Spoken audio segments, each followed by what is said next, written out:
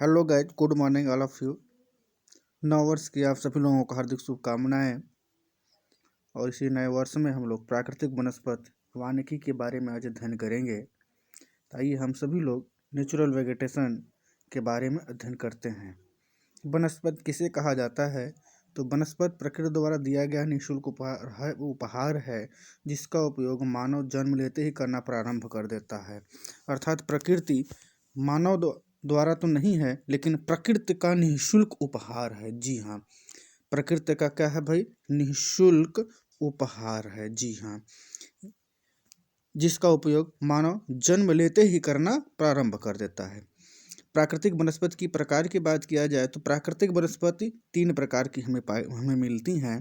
पहला वन, दूसरा घास का मैदान, तीसरा कटीली झाड़ियाँ। तो सबसे पहले हम लोग वन के बारे में अध्ययन करते हैं। वन जिसे हम लोग फॉरेस्ट कहते हैं।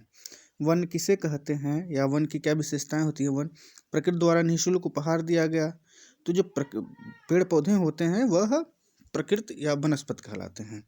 सघन वनों की उत्पत्ति के लिए ऊंचे तापमान की आवश्यकता होती है, घनी वर्षा की आवश्यकता होती है और उचित प्रकाश की मात्रा की होना बहुत जरूरी है। और पवनों के अनुकूल दिशाएं होनी चाहिए, उपजाऊ मिट्टी होना अति आवश्यक है। तो वन की बात हम लोग करें तो वन हमें मूल रूप से 3 रूप में मिलता है। जैसे वन की बात किया जाए तो वन पहले हमें नर्सरी के रूप में मिलेगा। किसके रूप में मिलेगा भाई? वन नर्सरी के रूप में मिलेगा। दूसरी बात किया जाए तो हमें प्लांट के रूप में मिलेगा। किसके रूप में मिलेगा भाई? प्लांट के रूप में मिलेगा। और तीसरी बात किया जाए तो ट्री के रूप में मिलेगा। जी हाँ, किसके रूप में मिलेगा? ट्री। तो नर्सरी जो बीजों को तैयार किया जाता है, प्लांट जब उन बीजों को लगा दिया जाता है, ट्री जब वो हमें फल फूल पत्ते डाल इत्यादि लकड़ियाँ उगने देना प्रारंभ कर देते हैं तो ट्री कहते हैं। तो अब हम लोग जानते हैं कि विश्व में जो वन है वह सबसे ज़्यादा कहाँ है? तो सबसे ज़्यादा अमेरिका में है वन। कहाँ है भाई? अमेरिका में है। उसके बाद रूस में है, उसके बाद ब्राज़ील में है, उसके बाद कनाडा में है, उसके बाद चीन में है, ऑस्ट्रेलिया में है, कांगो में है, पेरू में है, भारत में है, तब जाके सूडान में है।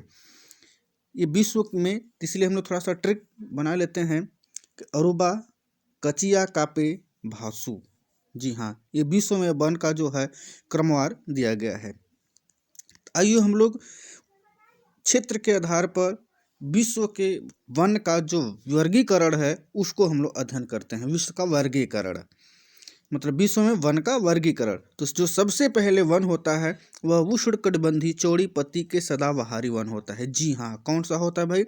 उष्णकटिबंधीय चौड़ी पत्ती के सदापर्णी वन, tropical broad leave evergreen forest. ये वन कठोर लकड़ी वाले, चौड़ी पत्ती वाले, सदा हरित होते हैं। ये सदा क्या होते हैं भाई?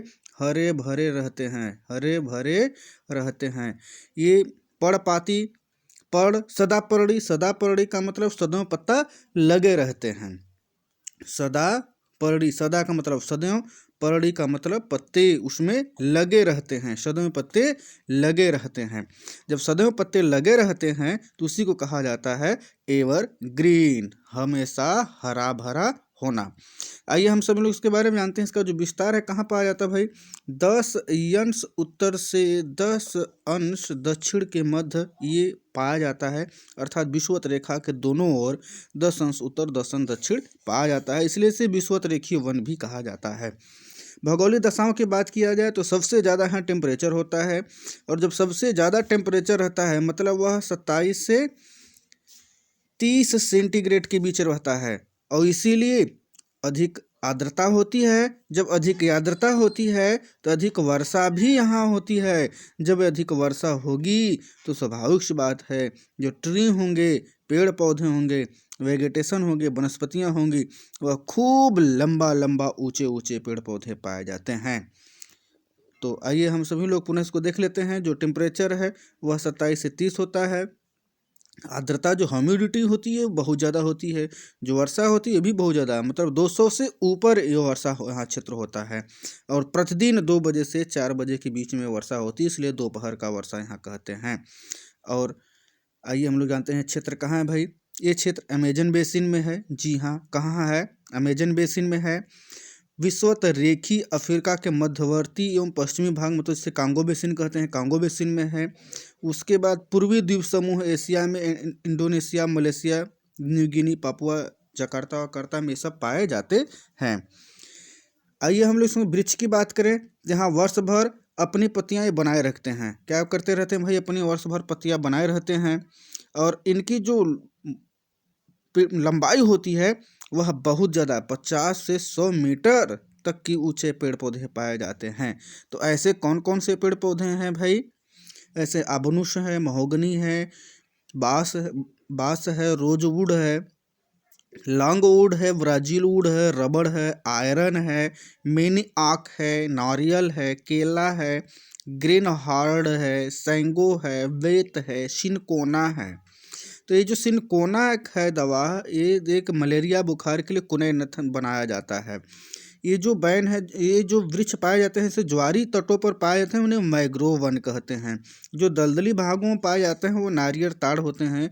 इन बनों को ओरिनिको नदी और अमेजन बेसिन में सेलवास कहा जाता है। दक्षिण अफ्रीका के ओरिनिको और अमेजन बेसिन में इसे क्या कहा जाता है भाई, सेलवास कहा जाता है। जी हाँ, क्या कहा जाता है, सेलवास कहा जाता है। देखते हैं कि जो उष्णकटिबंधीय पर्णपाती वन होते हैं वह कहाँ पाए जाते हैं। तो आइए इसको ध्यान से हम लोग देखते हैं। यही देखिए भूमध्य रेखा है। जी हाँ, कौन सी रेखा है भाई, भूमध्य रेखा है। और इस भूमध्य रेखा में हम लोगों को उष्णकटिबंधीय वन पाया जाता है। जी हाँ, कहाँ पाया जाता है भाई, उष्णकटिबंधीय वन पाया जाता है। देख रहे हैं, ये भूमध्य रेखा है, ये अमेजन बेसिन है। जी हाँ, क्या है भाई, अमेजन बेसिन है। इसमें जो वन पाए जाते हैं, दक्षिण अफ्रीका का ब्राज़ील है, हाँ, इसी में अमेजन नदी है, अमेजन नदी में ही इस प्रकार के वन पाए जाते हैं। और वन हम लोग कांगो बेसिन में देखते हैं। तो कांगो बेसिन में देखिए, ये है कांगो बेसिन का, यहाँ पर देखिए, यहाँ पर ये क्षेत्र है, इस क्षेत्र में भी उस प्रकार के वन पाए जाते हैं, इसलिए कांगो बेसिन कहा जाता है। जो अगली बात है वह है पूर्वी द्वीप समूह। पूर्वी द्वीप समूह के क्षेत्र ये हैं जिसमें Indonesia, Malaysia, Jakarta, Papua New Guinea, ये सभी देश इसमें पाए जाते हैं। जी हाँ, आइए हम सभी लोग अब आगे चलते हैं। तो दूसरा वन है उष्णकटिबंधीय चौड़ी पत्ती के पर्णपाती वन। जी हाँ, कौन सा है, पर्णपाती वन। पर्णपाती वन के बारे में अध्ययन करेंगे। ये पर्णपाती का मतलब जो एक बार पर्ण मतलब पत्ता गिरा देते हैं। जी हाँ, एक बार पत्ता ये गिरा देते हैं, इसलिए इन्हें पतझड़ वन भी कहते हैं। ये कहाँ पाया जाता है, विश्व के जिन भागों में वर्षा मौसमी तथा कम मात्रा में होती है, जहाँ पर मौसमी वर्षा होती है और कम मात्रा में होती है, वहाँ पतझड़ वन की ऋतु होती है। इसलिए ग्रीष्म काल प्रारंभ होते ही ये सभी पत्ते गिरा देते हैं। ये कहाँ पाए जाते हैं भाई, ये भूमध्य रेखा के 5 अंश से लेकर के 30 अंश तक पाए जाते हैं। कहाँ तक पाए जाते हैं भाई, 30 अंश तक पाए जाते हैं। सबसे ज़्यादा ये कहाँ पाया जाता है भाई, ये सबसे ज़्यादा महाद्वीपों के उत्तर व दक्षिणी अक्षांश के बीच में पाया जाता है। भौगोलिक दशाएं की बात किया जाए तो वर्षा यहाँ पर केवल ग्रीष्म ऋतु में होती है, जो 100 से 150 सेंटीमीटर होती है।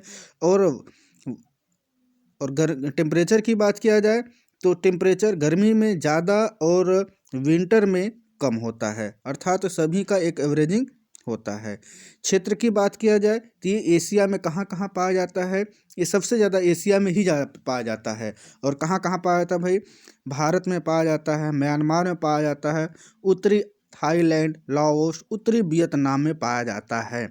इसके बाद मध्य अमेरिका में भी पाया जाता है, जिसे लैटिन अमेरिका हम लोग कहते हैं। उत्तरी ऑस्ट्रेलिया में पाया जाता है, उत्तरी अफ्रीका में पाया जाता है। जी हाँ, और मलेशिया, कंबोडिया में भी पाया जाता है। वृक्ष की बात किया जाए जो पतझड़ वन होते हैं, ये पतझड़ वन सागौन होता है। जी हाँ, कौन होता है, सागौन होता है, बांस होता है, साल होता है, ताड़ होता है, चंदन होता है, सहतूत होता है, शीशम होता है, देवदार होता है, महोगनी होता है, बेत, आम, नीम, पीपल, सीरस, बड़, नारियल के भी पेड़ पौधे पाए जाते हैं। इस वन को ब्राजील के उत्तर पूर्वी भाग में कटिंगा वनस्पति के नाम से जाना जाता है या कटिंगा झाड़ी के नाम से जाना जाता है। जी हाँ, आइए हम लोग तीसरे वनस्पति की ओर चलते हैं। जो तीसरे प्रकार की वनस्पति को वर्गीकरण किया गया है वह शीतोष्ण कटिबंधी चौड़ी पत्ती के सदापर्णी वन, टेम्परेट ब्रॉड लीव वाई एवरग्रीन फॉरेस्ट, जहाँ शीत ऋतु में वर्षा होती है। जी हाँ, शीत ऋतु में वर्षा होती है जो लंबी एवं लंबी और ग्रीष्म ऋतु को सहन कर सके, ऐसी वनस्पति को क्या कहते हैं भाई? शीतोष्णकटिबंधीय चौड़ी पत्ती को शुष्क सदापर्णी वन कहते हैं। ये कहाँ पाया जाता है भाई? यह भूमध्य रेखा के 30 अंश उत्तर और 45 अंश उत्तर दक्षिण या भूमध्य रेखा के दोनों ओर, कहाँ भाई? भूमध्य रेखा के दोनों ओर 30 अंश से लेकर के 45 अंश अक्षांशों के मध्य में पाया जाता है। इसे भूमध्य सागरीय प्रदेश कहते हैं। जो भूमध्य सागर है उसके चारों तरफ पाया जाता है, इसीलिए इसे भूमध्य सागरीय जलवायु भी कहते हैं। और ये महाद्वीपों के पश्चिमी तट पर भी पाए जाते हैं, इसलिए महाद्वीप के पश्चिमी तट पर इसे सदापर्णी वन कहते हैं। भौगोलिक दशा की बात किया जाए तो यहाँ जो वर्षा होती है शीत ऋतु में वर्षा होती है। जी हाँ, वर्षा कहाँ होती है? कब होती है? शीत ऋतु में वर्षा होती है। अब ये क्षेत्र कहाँ है भाई? भूमध्य सागर के ओर की क्षेत्र देखिए, मेडिटेरियन सी के ओर देखिएगा, स्पेन, पुर्तगाल, इटली, चिली, ये देखिए भूमध्य सागर की ओर के हैं। फिर चिली, कैलिफोर्निया, अल्जीरिया, ट्यूनीशिया। जी हाँ, वृक्ष की बात किया जाए जिसमें सदाबहार वन के होते हैं ओक, जैतून, अंजीर, चीड़, फर, साइप्रस, यूकेलिप्टस। इनकी जो जड़ होती है, खास विशेषता इनकी यह है कि इनकी जो जड़ होती है लंबी होती है, गांठदार होती है। जी हाँ, कैसी होती है? लंबी होती है, गांठदार होती है। ऐसे कौन कौन से वनस्पतियाँ वहाँ पाई जाती हैं? अंगूर, चेस्टनट, जो अधिक गहराई से जल प्राप्त कर सकते हैं, इसलिए की जड़ें लंबी होती हैं। इनकी छाल की बात किया जाए तो इनकी छाल चिकनी और मोटी होती हैं। ऐसे कौन कौन सी वनस्पतियाँ होती हैं भाई? कार्क, सहतूत, ओक। फिर पत्तियां की बात किया जाए तो पत्तियां मोटी, चिकनी, रोएदार होती हैं। ऐसा क्यों होती हैं? क्योंकि वह वाष्पीकरण से नमी को नष्ट न हो, उसको बचा सके, इसलिए उसकी पत्तियां इस प्रकार की होती हैं। और यह जो क्षेत्र है इसमें रसदार फल भी पाए जाते हैं। रसदार फल में कौन कौन से फल? नींबू, नारंगी, अंगूर, अनार, नाशपाती, सहतूत, शतालू, ये सभी क्या करते हैं भाई? सूर्य के प्रकाश की प्रधानता के कारण ही इसमें क्या होता है? रसदार फल पाया जाता है। मेवे फल भी पाए जाते हैं, जैसे आड़ू, अंजीर, खुबानी, बादाम, पिस्ता, अखरोट, इस प्रकार के वन भी पाए जाते हैं। इस प्रकार के वन को यूरोप में मैक्विस कहते हैं। जी हाँ, क्या कहते हैं? मैक्विस कहते हैं। और यूएसए में इसे चैपरेल वन कहते हैं। जी हाँ, ये विशेष इंपॉर्टेंट है, इसको ध्यान दीजिएगा। ये बहुत ही वेरी वेरी इंपॉर्टेंट बातें हैं, ध्यान दीजिएगा, इस पॉइंट को नोट करके रखिएगा कि जो यूरोप में इस प्रकार का जो वन पाया जाता है उसे मैक्विस कहते हैं, यूएसए में से चैपरेल कहते हैं। आइए हम लोग अगले वन की बात करते हैं। तो अगले वन की बात करते हैं। अगले वन में शीतोष्ण कटिबंधीय चौड़ी पत्ती के पर्णपाती वन पाए जाते हैं, temperate broad leaf deciduous forest. ये जो वन होते हैं सबसे ज़्यादा कृषि उपयुक्त अवस्थाओं में वन पाए जाते हैं। जहाँ कृषि की भौगोलिक दशाएँ होती हैं वहाँ पर सबसे ज़्यादा ये वन पाए जाते हैं। इनका विस्तार की बात किया जाए तो उत्तरी ध्रुव में 40 अंश से 60 अंश के मध्य पाए जाते हैं, और दक्षिण ध्रुव के बात किया जाए तो 35 अंश पूर्व से 40 अंश पश्चिमी के मध्य पाए जाते हैं। जी हाँ, सबसे ज़्यादा यदि दक्षिण ध्रुव की बात किया जाए तो पूर्वी पश्चिमी तटीय भागों में पूर्व पश्चिमी के तटीय भागों में पाए जाते हैं, और उत्तरी ध्रुव की बात किया जाए तो शुष्क भागों में पाए जाते हैं। भौगोलिक दशा की बात किया जाए तो यहाँ की जो वर्षा होती है सर्वाधिक ग्रीष्म काल में होती है वर्षा, तथा शीतकाल में हिमपात होता है। जलवायु की बात किया जाए तो शीतोष्ण या पश्चिमी यूरोपीय जलवायु ये क्षेत्र होते हैं। जैसे क्षेत्र कहाँ कहाँ पाए जाते हैं भाई? चीन है, जापान है, कोरिया है, मंचूरिया है, ये एशिया वाले क्षेत्र हैं। उसके बाद पश्चिमी उत्तर यूरोप उसके बाद पश्चिमी कनाडा, इसके बाद पूर्वी यूएसए और कनाडा के सेंट लॉरेंस क्षेत्र, इसलिए सेंट लॉरेंस वन भी इसको कहते हैं, सेंट लॉरेंस की उपाधि इसको दी गई है। इस प्रकार के जो वन पाए जाते हैं, वो जो वन है, वृक्ष हैं, ओक है, मैपल है, बीच है, एल्ब है, हेमलॉक है, अखरोट है, चेस्टनट है, पॉपुलर है, एस है, चेरी है, हिकोरी और बर्च वनस्पतियां पाई जाती हैं। आइए हम लोग अब अगले वनस्पति की बात करते हैं। शीतकटिबंध मतलब कोल्ड वाले क्षेत्र में संकुल सदापर्णी वन, शीतकटिबंधी संकुल सदापर्णी वन, जिसे टैंगा वन भी कहते हैं। जी हाँ, क्या कहते हैं? टैंगा वन भी कहते हैं। ठीक है, ये क्षेत्र कहाँ, ये वन कहाँ पाए जाते हैं भाई? ये ठंडे, इसकी जो विशेषता है, ठंडे शीतोष्ण प्रदेशों में संकुल सदापर्णी वन पाए जाते हैं। सदापर्णी वन, जी हाँ। विस्तार की बात किया जाए, क्षेत्र कहाँ कहाँ है, तो उत्तरी अमेरिका और यूरेशिया के उत्तरी भाग। जी हाँ, कहाँ भाई? उत्तरी अमेरिका और उत्तरी यूरेशिया के उत्तरी भाग, रूस से लेकर के साइबेरिया तक, जिसको टैंगा वन कहते हैं। जी हाँ, क्या कहते हैं भाई? टैंगा वन कहते हैं। यूरोप में, रूस में, एशिया की बात किया जाए तो रूस से लेकर साइबेरिया तक, जी हाँ, क्या कहते हैं? इसको टैंगा वन कहते हैं।